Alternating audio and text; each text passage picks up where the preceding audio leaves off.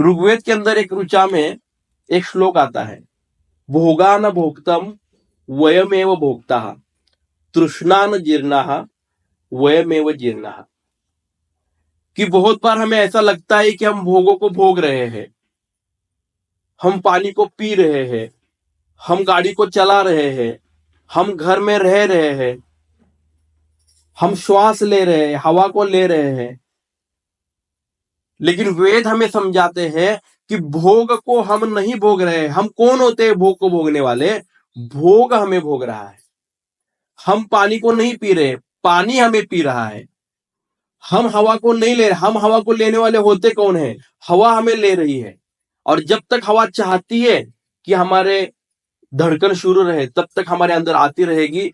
जिस दिन वो नहीं चाहेगी, हमारी धड़कन बंद हो जाएगी। जिस पल हमारी धड़कन बंद हो जाएगी, हवा हमारे नाक से अंदर आना बंद कर देगी।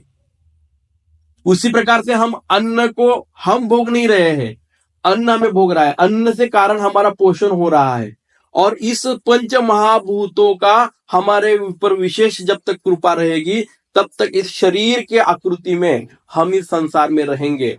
उसके बाद जब पंच महाभूत चाहेंगे तो दोबारा हम उस पंच महाभूत में उसी प्रकार से विलीन होकर रहेंगे।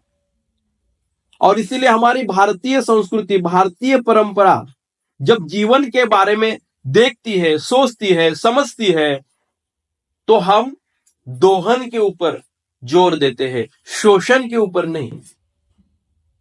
मैं इस दुनिया में आया हूं, मैं इस झारखंड में आया हूं, मैं जिस गांव में रह रहा हूं, और जो भी संसाधन मुझे मिले हुए हैं, वो संसाधन को मैं दोहन करूं। मेरी जितनी आवश्यकता है उतना ही मैं उसका उपयोग करूं, और बाकी बचे हुए संसाधन उन लोगों के काम में आए कि जिसके माध्यम से मेरी जैसी उनकी भी आवश्यकता पूर्ण हो।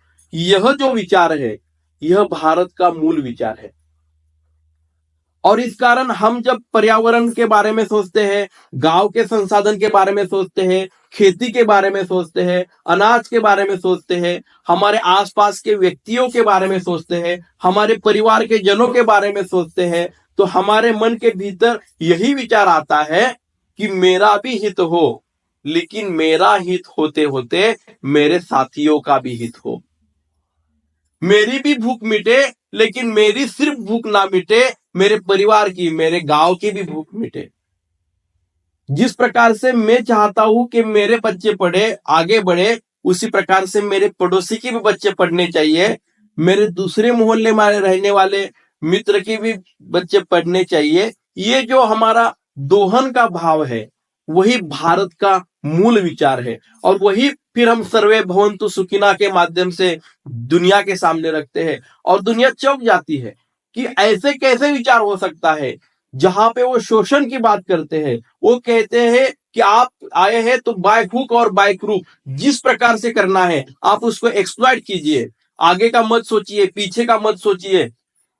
और ये जो शोषण का विचार है, वो विकृत विचार है। और उस विकृत विचार के कारण इस दुनिया का जितना नुकसान हुआ है, और वो नुकसान सिर्फ उनके देश का नहीं होता, वो नुकसान पूरे विश्व का हो जाता है।